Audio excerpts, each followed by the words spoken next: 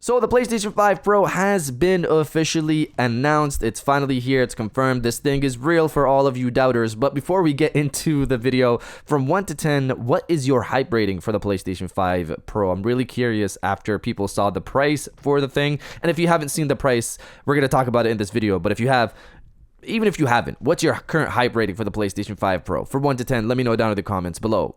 But now diving into the main story here, the PlayStation 5 Pro has been officially revealed, and they revealed a lot of the stuff that we've kind of already heard from the leaks. So this is not a scripted video. We're going off of just some notes from what I have here, from what I've gathered from the video that we saw, the blog, and just chatter online. So the PlayStation 5 Pro, they focused on the big three that they focused on here. Mark certainly mentioned larger GPU, 45% faster rendering. We've heard that before.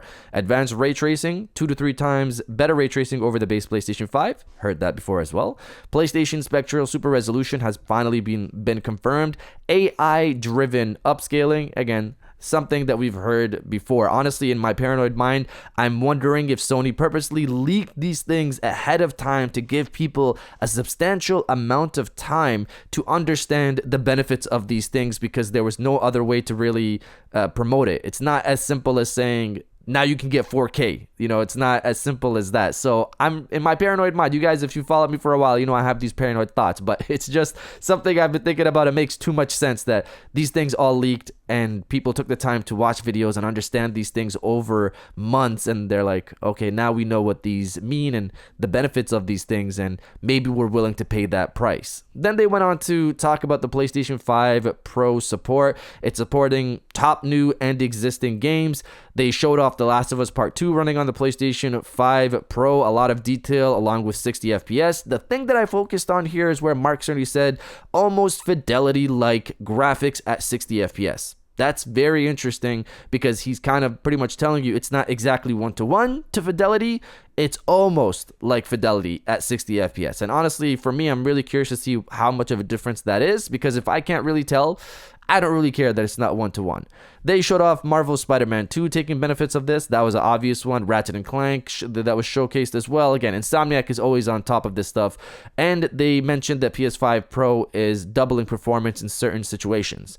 They also mentioned that PlayStation 5 Pro will provide sharper detail on performance over the base PlayStation 5, which was interesting to mention, because if I'm already getting fidelity like graphics at 60 FPS, do I really care about the sharper detail on the performance mode? I'm really curious to see how that plays out. Is it that we're getting 60 FPS with fidelity, or is the performance mode getting a bump up in resolution and that's running at 60 FPS? I'm really curious, because they didn't detail that exactly. I'm really curious to see how that plays out. They showed off Horizon Forbidden West taking advantage of the PlayStation 5 Pro for improvements in visual effects on the PlayStation 5 Pro in detail, all of that good stuff. Horizon Forbidden West already looked gorgeous, so I'm expecting it to look even better. They showed off GT7 having real-time ray tracing in-game, which is something a lot of people want. They also showed off Hogwarts Legacy with ray tracing, it looked like, and that looks gorgeous. But again, Hogwarts Legacy already looked amazing when you were playing it normally.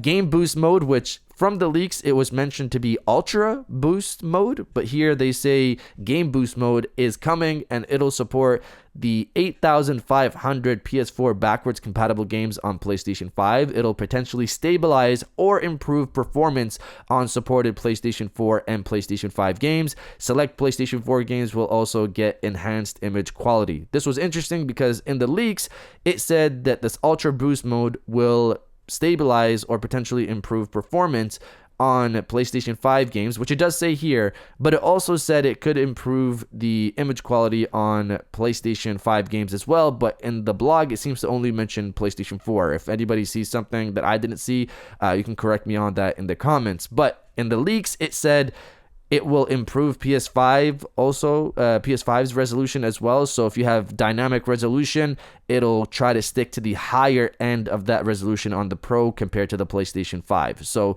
very interesting to read that there. The PlayStation 5 Pro will have the PlayStation 5 Pro enhanced label on games coming. These are patched games to get improved frame rate, so from 30 to 60, or ray tracing if it didn't have ray tracing before, or better ray tracing compared to the PlayStation 5, or better resolution. I'm really emphasizing or because based off the leaks, it could have any of these three, not all. I didn't hear them mention a PS5 Pro mode, which we heard about in the leaks. Because the PS5 Pro mode is the ideal mode. That's 4K using PSSR, 60 FPS, and ray tracing. That's the ideal mode. But they do mention the enhanced label, which again could be games that get better resolution or better ray tracing and add ray tracing if it didn't have it before, and better performance. Or better performance. Any of these three, or a combination of these three, will get the enhanced label, just to emphasize that out there. When you see enhanced label, it doesn't mean everything is coming to this game. It could be any of those. They also gave us a quick look at games running on PlayStation 5 Pro, so a little montage of a bunch of games running on PlayStation 5 Pro, and there's a bunch of games supporting the enhanced label, including like Alan Wake, Assassin's Creed Shadows, a bunch of games they mentioned on the blog, so that's good to hear that there is support for it. And the console also supports Wi-Fi 7 in territories supporting the standard, VRR, and 8K gaming. 8K gaming is also supported. I know that's become a meme, and I have no clue what game is going to support 8K on PlayStation 5 Pro, but I'm happy they didn't mention it in the video. They mentioned it here. It is what it is.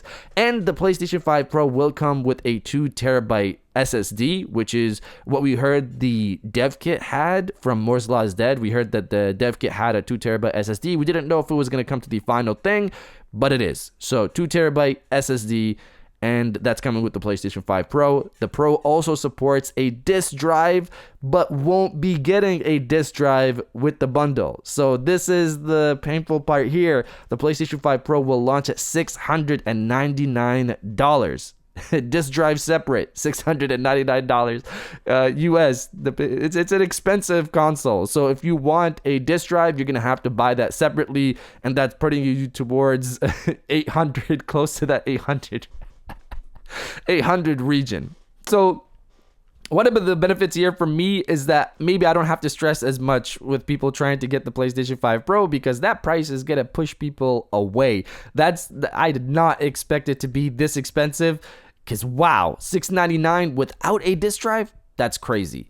But it'll support all the current slim accessories and stuff like that, as also mentioned in the leaks, and pre-orders begin September 26th, so not long from now. I was wondering if they were gonna do it right after the show like they did with the PS4 Pro, but no, it's coming September 26th, so be ready. A lot of good stuff with the thing, but that price is crazy. That's crazy, but I'm still getting it day one. I also run a PlayStation channel, so I have to either way. But that's the video. If you guys are excited for the PlayStation 5 Pro, let me know down in the comments below. If you're buying it day one, also let me know down in the comments below, so I need to know who I'm fighting for that console day one. It's probably not many of you because of that price. But let me know down in the comments below, yes or no, if you're going to get the PlayStation 5 Pro. I'm excited to get it. Price is crazy, but a lot of still good stuff. I want the performance. Let me know if you're getting it or not. And that's the video. I'll check you guys out tomorrow.